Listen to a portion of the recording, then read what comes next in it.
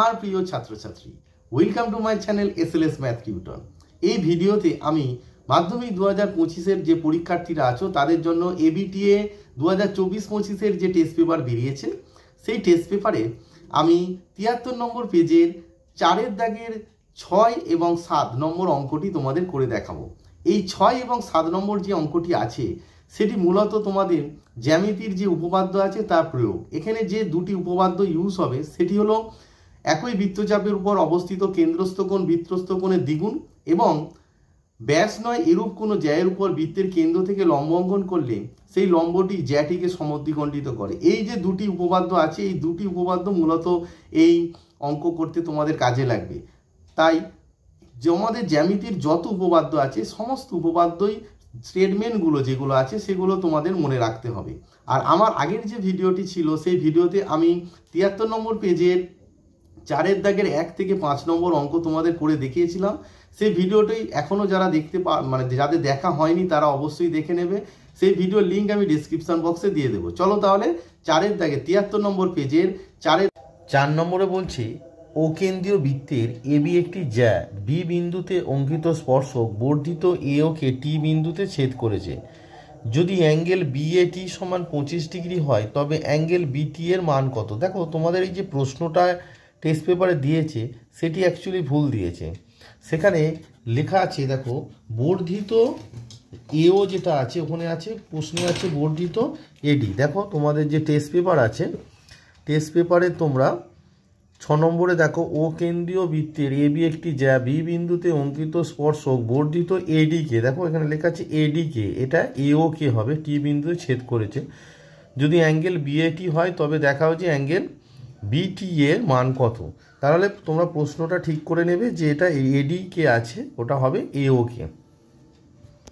73 নম্বর পেজে 4-এর দাগের 6 নম্বর অঙ্কটি দেখো।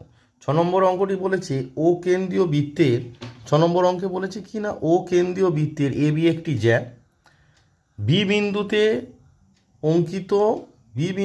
অঙ্কিত স্পর্শক বর্ধিত এডিকে আছে, এটা ভুল আছে, এটি কি হবে এও কে হবে, এডিটা কি হবে, এডিটা হবে এও, তোমরা ঠিক করে নেবে, এডিটা হবে এও কে বর্ধিত এও কে টি বিন্দুতে ছেদ করেছে। যদি অ্যাঙ্গেল বিএটি সমান 25 ডিগ্রি হয় তবে অ্যাঙ্গেল বিটি এর মান কত? তাহলে এখানে একটাই কাজ ছিল তোমাদের, এডিটা হবে, এই যে এডি আছে এডিটা হবে এও কে, এটি ভুল দিয়েছে। তাহলে এই প্রশ্নটি সমাধান করার জন্য আমরা কি করব, একটি বৃত্ত এঁকে নেব। এবার কি বলেছে, বৃত্তের বি বিন্দুতে অঙ্কিত স্পর্শক, সাপোজ প্রথমে এবি জ্যা এঁকে নাও, এবি জ্যা, এই হচ্ছে এবি জ্যা এঁকে দিলাম। এবার বলেছে বি বিন্দুতে অঙ্কিত স্পর্শক, তাহলে বি বিন্দুতে একটি স্পর্শক অঙ্কন করো, বি বিন্দুতে একটি স্পর্শক অঙ্কন করব। দেখো তাহলে বি বিন্দুতে একটা স্পর্শক টেনে নিলাম। এবার বলছে কেন্দ্রটা যদি ও হয়, এবার বলছে বর্ধিত এও কে টি বিন্দু ছেদ করে, তার মানে এ আর ও বিন্দু যোগ করে দাও দিয়ে বাড়িয়ে দাও, এ আর ও বিন্দু যোগ করে বাড়িয়ে দাও, এ আর ও বিন্দু যোগ করে বাড়িয়ে দিলাম। সেটি কি করছে না, বি বিন্দুতে যে স্পর্শক অঙ্কন করা আছে সেটি ওই বর্ধিত যে এও কে কি করছে টি বিন্দুতে ছেদ করছে, তার মানে এই যে বিন্দুটা পেলাম এটি হচ্ছে টি বিন্দু। এবারে দেখো তোমাদের কি দেওয়া আছে, তোমাদের দেওয়া আছে অ্যাঙ্গেল বিএটি মানে 25 ডিগ্রি, এটা দেওয়া আছে। বের করতে হবে কি অ্যাঙ্গেল বিটিএ, অর্থাৎ এই অ্যাঙ্গেলটা বের করতে হবে। তো দেখো এই ছবিটা দেখে আমাদের কোনো ধারণা হচ্ছে না যেটা কিভাবে বের করব। তাহলে দেখো এইটা কি আছে, অ্যাঙ্গেল বিএ যে অ্যাঙ্গেলটা টি আছে টি, এবার দেখো এও কে বর্ধিত করা হয়েছে, সেটি বৃত্তকে একটা বিন্দুতে তো ছেদ করবে, সেই বিন্দুটা ধরে নিলাম সি, তার মানে আমরা কি ধরলাম যে সি একটা বিন্দু ধরলাম। এবারে দেখো একটা ধারণা হচ্ছে যে অ্যাঙ্গেল বিএসি কি হচ্ছে, বিসি বৃত্তচাপের কি বৃত্তস্থ কোণ, তাহলে কেন্দ্রস্থ কোণ কি হবে, কেন্দ্রস্থ কোণ হবে ওর সঙ্গে যদি ওই যে বিসি বৃত্তচাপের ও এর সঙ্গে সি যুক্ত আছে, তার মানে ও এর সঙ্গে বিটা যদি যুক্ত করে দিই তাহলে আমাদের কি হয়ে গেল, কেন্দ্রস্থ কোণ হয়ে গেল। তার মানে আমাকে কি করতে হবে না, ও বিটাও যুক্ত করতে হবে। তাহলে কেন যুক্ত করলাম সেটা বোঝা গেল, যে এওটা কে বর্ধিত করলে সে বৃত্তকে সি বিন্দুতে ছেদ করলো, আর ও বি যুক্ত করলাম, করলে কি হবে দেখো একটা কেন্দ্রস্থ কোণ উৎপন্ন হলো। তাহলে আমি কি কি করলাম, প্রথমে লিখব যে ধরি বর্ধিত এও বৃত্তটিকে সি বিন্দুতে ছেদ করেছে। তাহলে আমি প্রথমে কি লিখে নিলাম যে ধরি বর্ধিত এও বৃত্তটিকে সি বিন্দুতে ছেদ করেছে। এবারে কি লিখব, এবারে লিখব যে ও কমা বি যুক্ত করে পাই। তাহলে কি হলো দেখো, সি বিন্দুতে ছেদ করায় অ্যাঙ্গেল বি এ সিটা কি হয়ে গেছে, বৃত্তস্থ কোণ।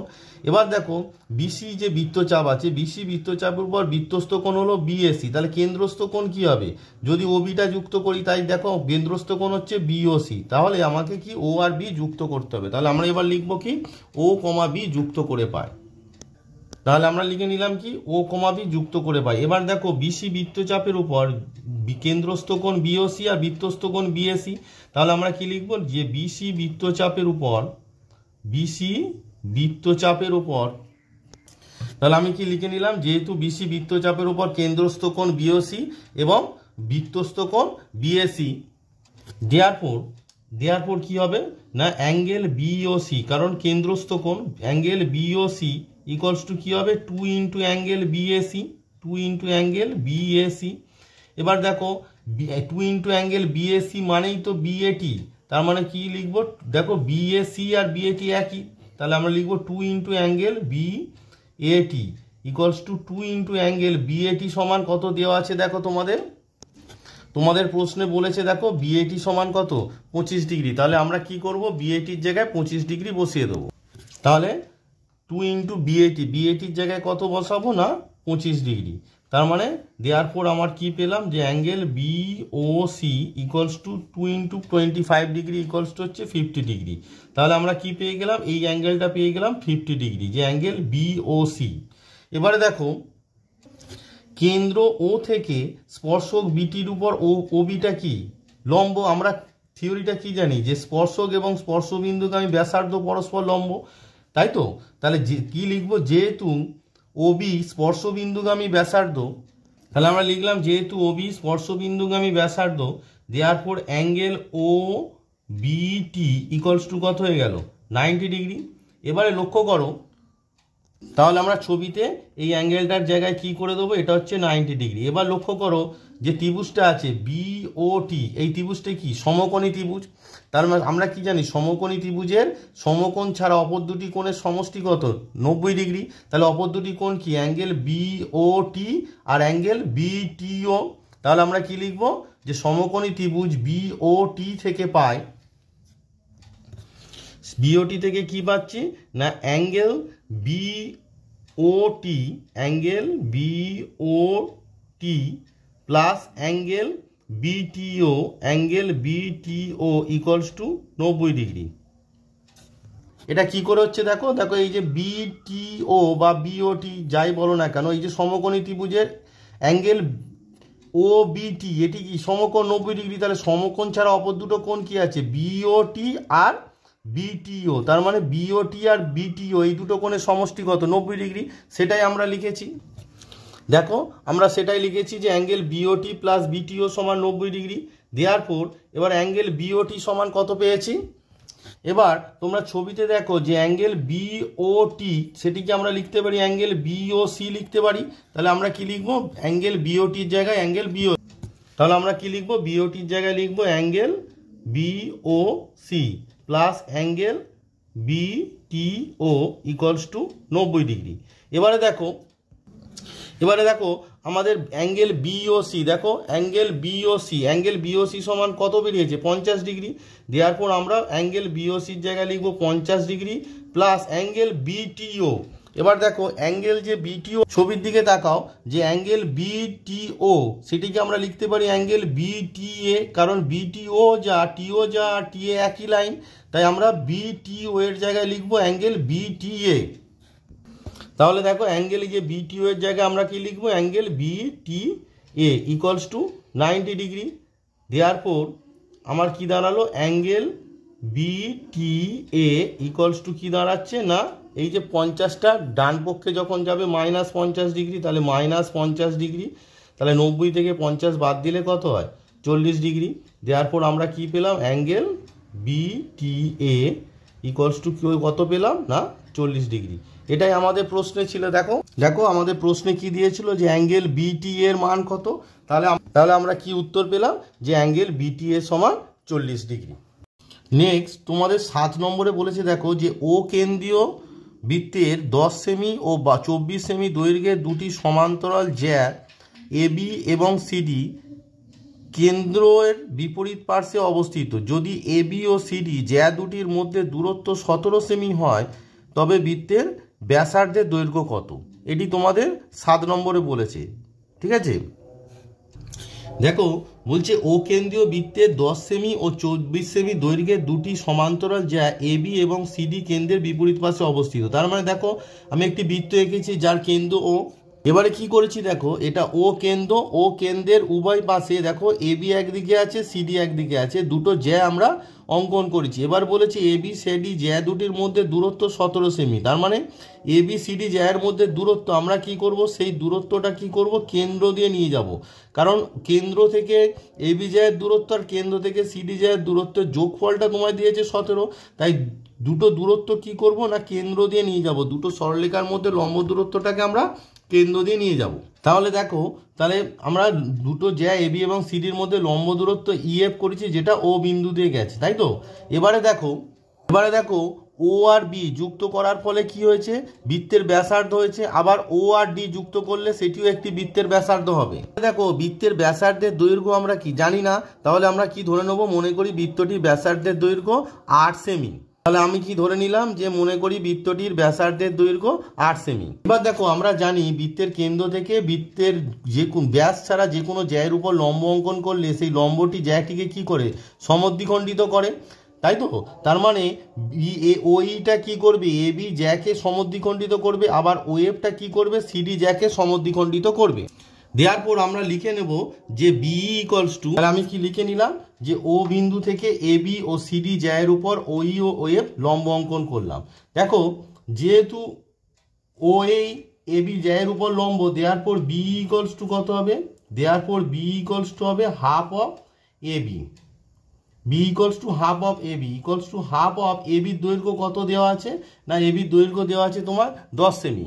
এবির দৈর্ঘ্য 10 সেমি, তাহলে এখানে কত হবে 10, তার মানে 5 দুগুণে 10, তার মানে বি সমান কত বেরোলো 5 সেমি।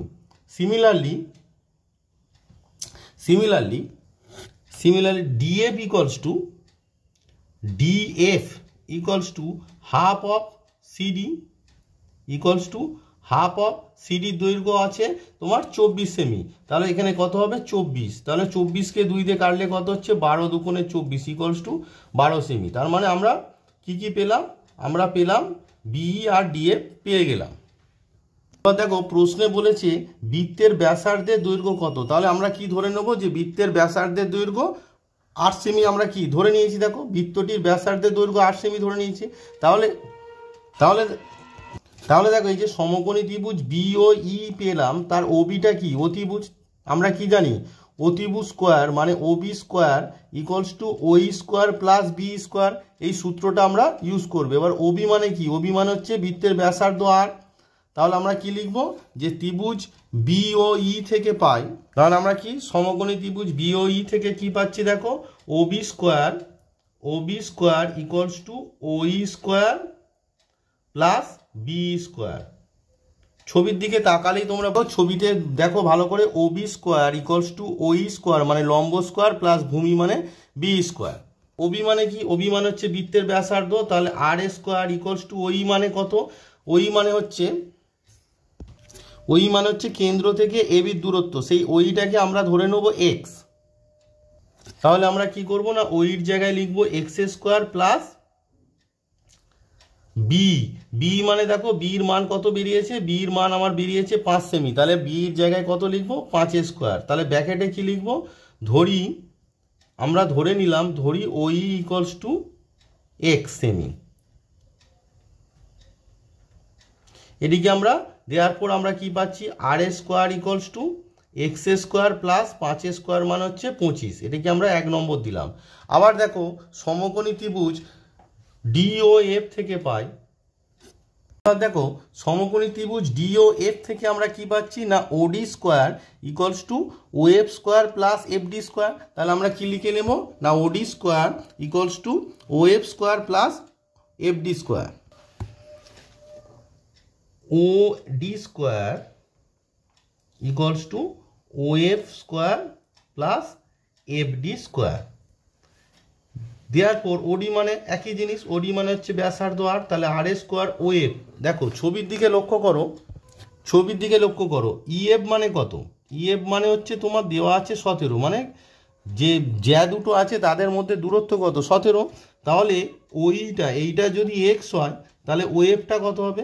ওএফটা কত হবে? ওএফটা হবে 17 মাইনাস এক্স। তার মানে ওএফটা কত দাঁড়ালো আমার? 17 মাইনাস এক্স। তার মানে ওএফের জায়গায় আমরা লিখে দেবো 17 মাইনাস এক্স। তাহলে ওএফের জায়গায় লিখে দিলাম 17 মাইনাস এক্স তার whole square plus FD. FD মানে আমরা বের করেছি, এফডি মানে হচ্ছে ডিএফ। এফডি মানে ডিএফ। দেখো এফডি আর ডিএফ একই কথা, সমান কত? 12।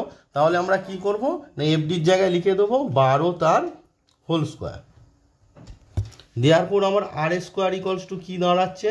17 এ মাইনাস বি তার হোল স্কোয়ার। 17 স্কোয়ার মানে হচ্ছে 289 মাইনাস 2ab মানে 17 দুগুণে 34 x plus x square plus 12 square মানে 144। দেওয়ার পর আমরা কি পাচ্ছি না আর এ স্কোয়ার সমান তোমার এক্স স্কোয়ার, প্রথমে এক্স স্কোয়ারটা লিখে নিলাম, মাইনাস 34x প্লাস 289 আর 144 যোগ করলে হয়, যোগ করলে আমরা কি পেলাম না 433। দেখো এটিকে আমরা দিয়ে দিলাম 2 নম্বর। এবার দেখো বৃত্তের ব্যাসার্ধের মান তো একই থাকে, তাহলে 1 নম্বর এসেছে R square equals to x square plus 25, আর 2 নম্বর এসেছে R square equals to x square minus 34x plus 433। দেওয়ার পর 1 নম্বর ও 2 নম্বরে আর এর মান সমান করে দেব। তাহলে দেখো উভয় পক্ষে যেহেতু এক্স স্কোয়ারের সহগ, তাহলে এক্স স্কোয়ার সহগ সমান, তাই কেটে গেল। দেওয়ার পর দেখো 34xটা ওই পারে মাইনাস আছে যেহেতু ওই পারে গিয়ে লিখলে হয়ে যাবে প্লাস 34x, মানে ডান পক্ষে নিয়ে গিয়ে লিখলাম। আর 433 থেকে কি হবে 25 মাইনাস হবে। দেওয়ার পর আমি কি পেলাম হুইচ ইমপ্লাই 34। দেওয়ার পর আমরা পেলাম কি 34x ইকুয়ালস টু 433 থেকে 25 যদি আমরা মাইনাস করি আমরা পাচ্ছি কত? দেখো 5 8 5 13 3 হাতে 1 3 1 2 1 3 3 দিনে মিলে গেল 0 আর এখানে 4 মানে 408।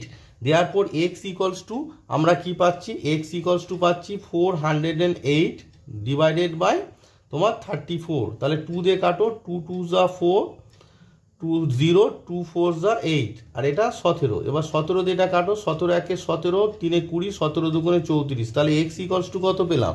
12। এবারে দেখো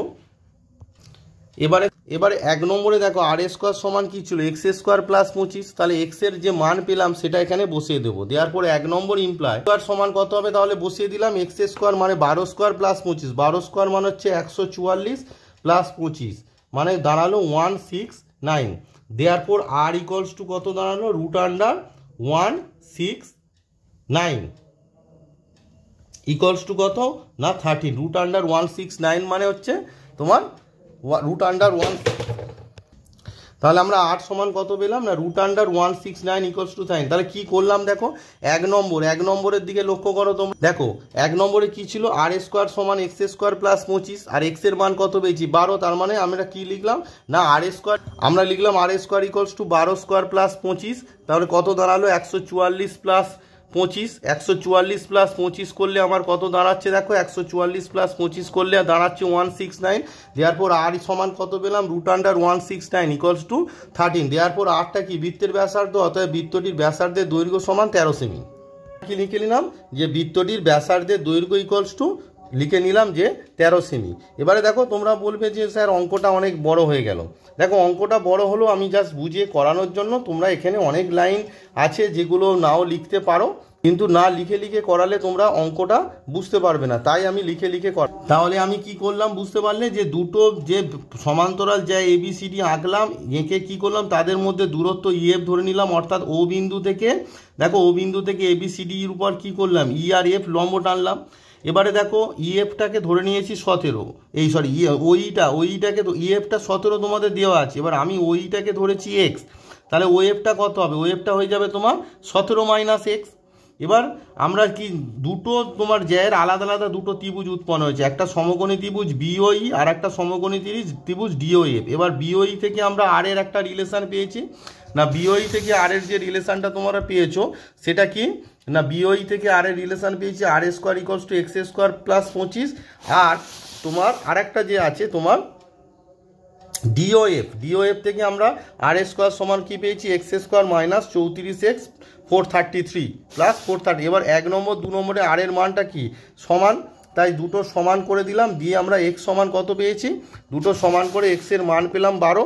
এবার দেখো তোমাদের 1 নম্বরে যদি দেখো আর স্কোয়ার সমান এক্স স্কোয়ার প্লাস 25, তাহলে 1 নম্বরে আমরা কি করলাম না করে দিলাম এক্সের জায়গায় দেখো 12 বসিয়ে দিয়েছি, তাহলে আর স্কোয়ার সমান এক্স স্কোয়ার প্লাস মানে 12 স্কোয়ার প্লাস 25, তাহলে 144 প্লাস 25 সমান 169, তাহলে আর সমান কত দাঁড়ালো, √169, অতএব বৃত্তটি ব্যাসার্ধে দৈর্ঘ্য 13 সেমি। তাহলে আমি কি করলাম, তোমাদেরকে 73 নম্বর পেজের 4 দাগের 6 এবং 7 নম্বর যে প্রশ্ন ছিল সেটি তোমাদেরকে সমাধান করে দেখালাম, এবং আমার দিক থেকে সর্বোচ্চভাবে তোমাদেরকে বোঝাবার চেষ্টা করেছি। তাতেও যদি তোমাদের বুঝতে কোথাও অসুবিধা হয় অবশ্যই কমেন্ট বক্সে কমেন্ট করে জানাবে, আর ভিডিওটি যদি তোমাদের ভালো লাগে অবশ্যই আমার চ্যানেলটিকে সাবস্ক্রাইব করে রাখবে।